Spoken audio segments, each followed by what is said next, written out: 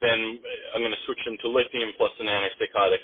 The other thing is there's a difference between kind of suicidal thoughts and actions. So, if someone came in and they had like jumped off a bridge or they had like a serious overdose attempt, well then I'm going to want to wring out every little bit of improvement I can in reducing their suicidal risk.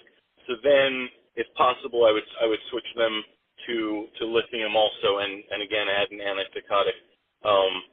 So yeah, so that's kind of how I would look at that. Okay, that's helpful. You touched on a point that I wanted to go into a little bit with respect to how you think about classification of patients when they do present with suicidality. I've seen different classifications, or based on severity rating scales, characterizing patients as those with a plan, those with a method, those that have actually attempted a suicide and failed or stopped, mid-suicide. So I'm wondering, of the patients that do present with suicidality, how do you think about, or do you subclassify them? Yeah, well, when anyone who presents with suicidal ideation, the first things you further evaluate are, do they have a concrete plan, and do they have intention to do it? Because each of those will increase the risk that they'll do it. So if someone comes in and says, I'm very depressed, I've been thinking about killing myself, and you ask them, well, are you going to do it? No, I don't want to do it. Have you thought about how you would do it? No. Well, then probably they're still at low risk at that time for suicidal ideation. For committing suicide or trying to commit suicide. If they come in though and you ask them, I'm very suicidal. You ask them, okay, is this something you really want to do? And they say like, oh, absolutely. If when I leave here, I'm going to kill myself. I just can't imagine going on anymore. And you ask them like, have you thought about how you might do it? And they say, oh yeah, I've been stockpiling my medication for 3 months now to overdose, or I've been searching on the internet how to do it. Those are big warning signs. So plan and intent is something that once someone's suicidal, you always assess for, because that's going to help tell you how risky they are.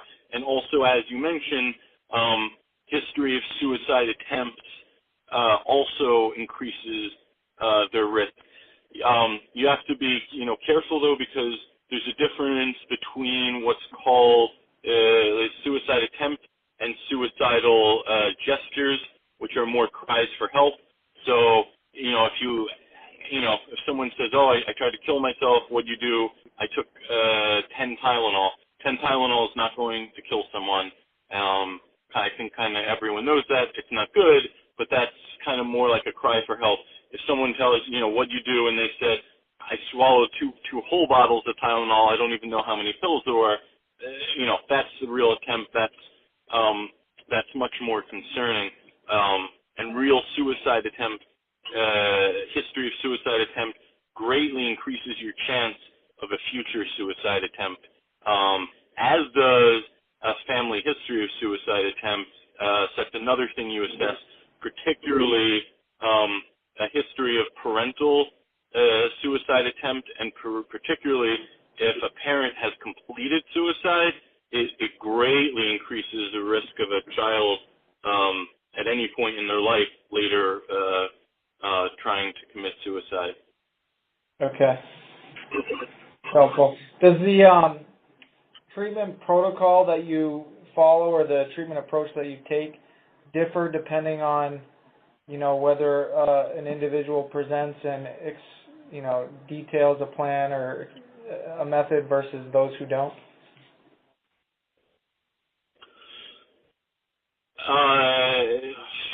Yeah, it can. If they detail a method, if they have a clear plan, it kind of puts them in a higher risk category.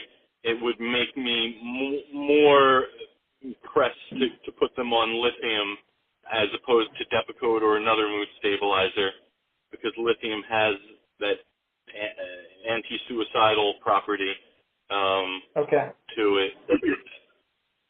Are there any pharmacological agents beyond lithium that you use in treating patients acutely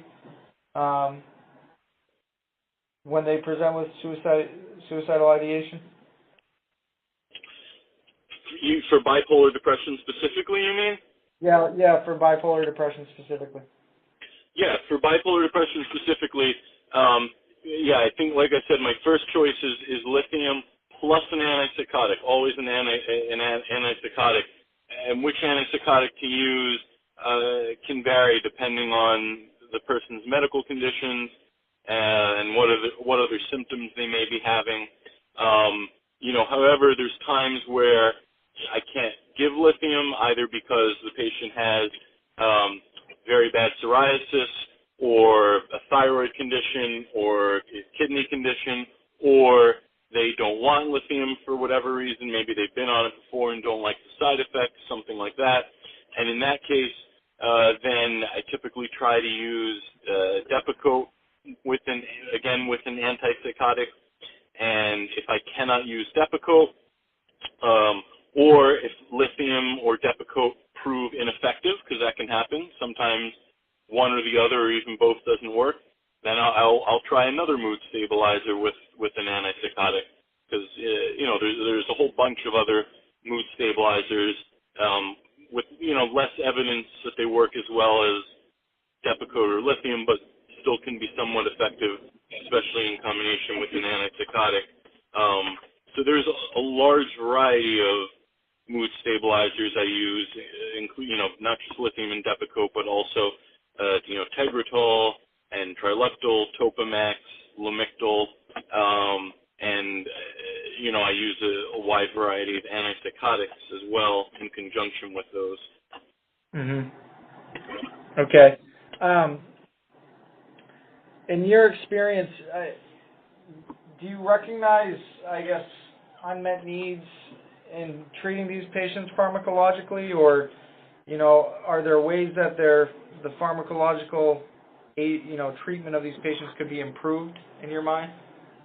For example, are these regimens that take too long to set in, or? Yeah, there's many ways that things could be improved. So I'll give you a few examples. So first of all, even on a 2-drug regimen like lithium plus an antipsychotic, it can still take days to weeks for a bipolar depressive or manic episode to go away. So the time for it to work is an issue. The next thing is side effects. All these medications, lithium, Depakote, antipsychotics, all of them have major side effects. If they could find something even not quite as effective but close to as effective as lithium and Depakote, but with fewer side effects, that would be amazing. I think people would be much more likely to stay on the medications. Another issue is kind of overall efficacy. What they've found in terms of maintenance. So what they found is that so even if you're on like ideal maintenance therapy, and even if you're on like lithium or even lithium with an antipsychotic, still very few people go completely then, even if you're compliant with medications, very few people go without another mood episode. Most people eventually are going to have another manic and or depressive episode. It's just a matter of, it's not a matter of if, it's a matter of when. So the medications are not completely effective. So they found that even between mood episodes, when you're not showing overt symptoms of mania or depression, still they find that when they do studies, there still seem to be some kind of low-level uncontrolled symptoms because people with bipolar disorder, even when they're not having an acute manic or depressive episode, they still seem to have higher impulsivity than the general population, less attention than the general population, higher degrees of irritability than the general population. So there's still kind of symptoms there that are not controlled. So there's, in terms of efficacy for both acute and maintenance treatment, in terms of